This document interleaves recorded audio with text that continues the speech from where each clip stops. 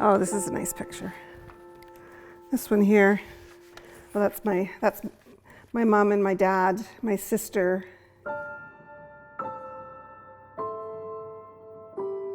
My dad had been diagnosed with a brain tumor. He was given just a few weeks to live. The day before we got married, he was in a wheelchair and could not walk. And you can see that he's standing here with a cane. He wanted to be able to walk me down the aisle.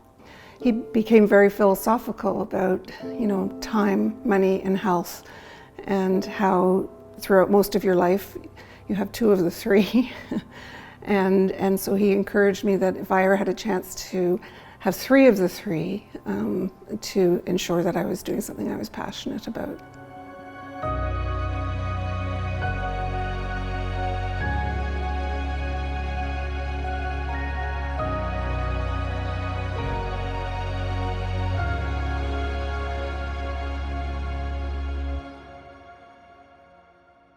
I spend my time enjoying our horses, caring for them, riding them, but also working on our product called the Hay Optimizer. The farm that I happen to have leased is owned by a gentleman by the name of Matthew Bulmer, who had invented, years ago in 2004, had invented a product called the Hay Optimizer. And he came up with this concept of a multi-bale, two-bale feeder for horses in order to significantly reduce the amount of hay that was wasted. In 2019, I asked Matthew if there was a way that we could work together to come up with a new version of the Hay Optimizer, and I put together a prototype, asked Matthew to come out and look at it and give me his opinion.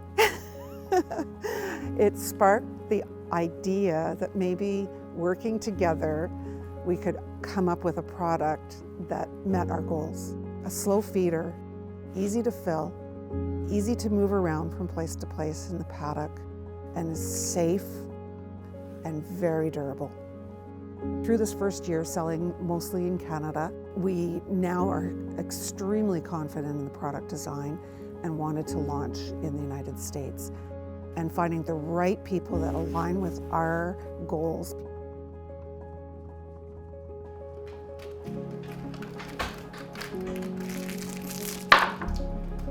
The goal's kind of, 7 years of building it and then having it run itself.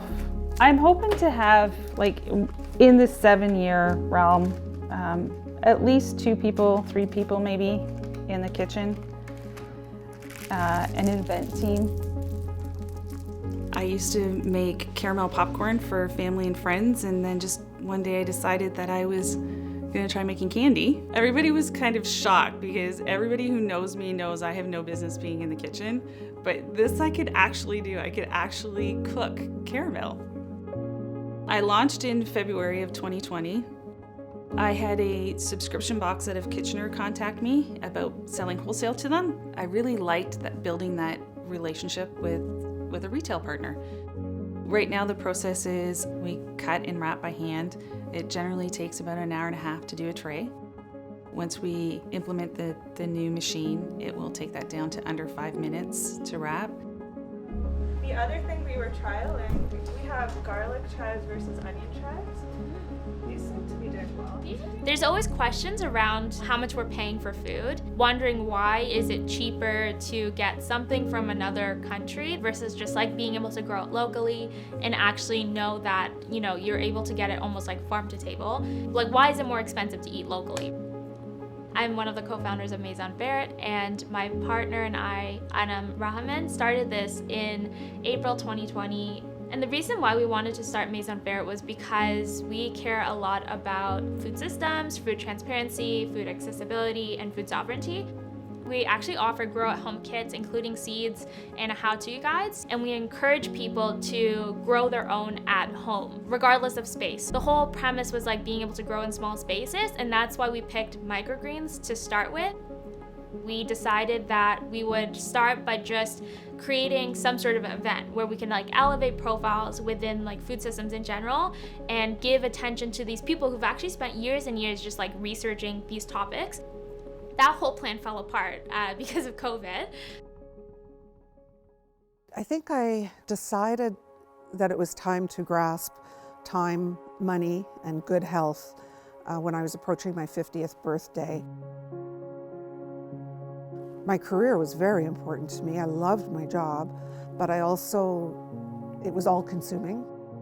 On top of children, marriage, and career, there was nothing left. And so I decided it was time to start something else. I worked full-time and I had a photography studio on the side, which, I loved it because it was like the day job. And then at the end of the day, I just switched into a creative job. It fed both passions. I was providing a product that people just loved. It was something that they enjoyed, that became part of their family. So that's what led me to finding something different. Thank you guys for being here today. I think it's time to start our session. So happy and so proud. So most of you have done their projects, wrapping it up, and sent the project report, which is a great work. Well done. Some of you are still working on it. One of the great things about being involved in the Rhyze program is that it's created a community. My advisors have been so good. They really, really care about my project, my business, and really look forward to having my meetings with them.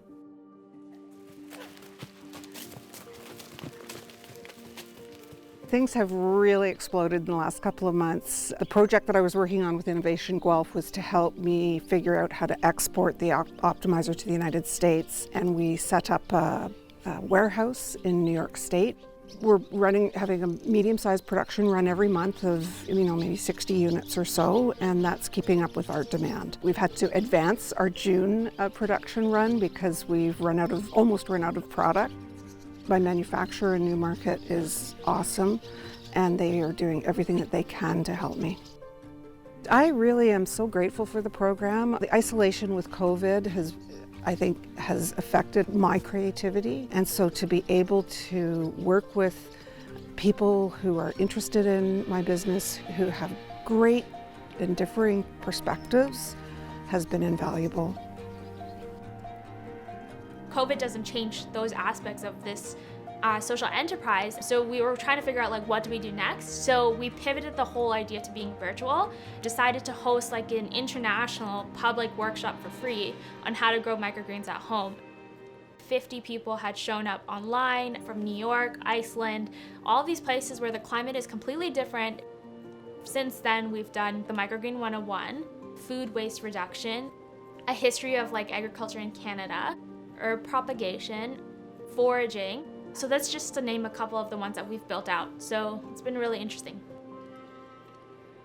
We're really lucky to be a part of the Rhyze program because it gives us a lot of opportunities to meet other female entrepreneurs who are going through the whole social enterprise stream as well. Definitely been super helpful because if our coaches can't directly answer a question, they're always a great sounding board because they're experienced. When I think about them giving us advice, it's usually based off their own personal experience. So it's really nice to kind of, hear another perspective of someone who's already done it before and what's worked for them. Going through the program truly focuses you on working on the business. As an entrepreneur, as a single person running a business, you tend to get so engrossed in the business that you lose your vision. You're not strategic, you're putting out fires.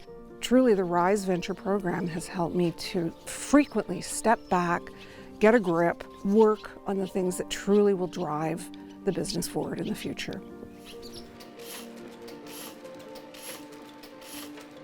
The whole process of how everything happened, of making caramel, from somebody who doesn't cook, to making caramel, to getting a retailer in Fergus that was in the first cohort go, you've got to do this, to doing it, to meeting all of these great people and learning from everybody. I was able to kind of get everything out there, talking to my mentor. This is where I am now, this is where I want to get to, this is what I need to get from here to there. But I think, being able to work with him, it allowed me to build that timeline. What's gonna show the greatest improvement the quickest? Definitely being able to just kind of slow down and think about where I am and where I want to go, definitely helped me make the right decisions. To think when I started Rhyze, how out of my comfort zone everything has been. To be doing this on film, to be pitching for an opportunity to grow my business, it's just like everything's happening for a reason, you know, and Rhyze is a big part of that.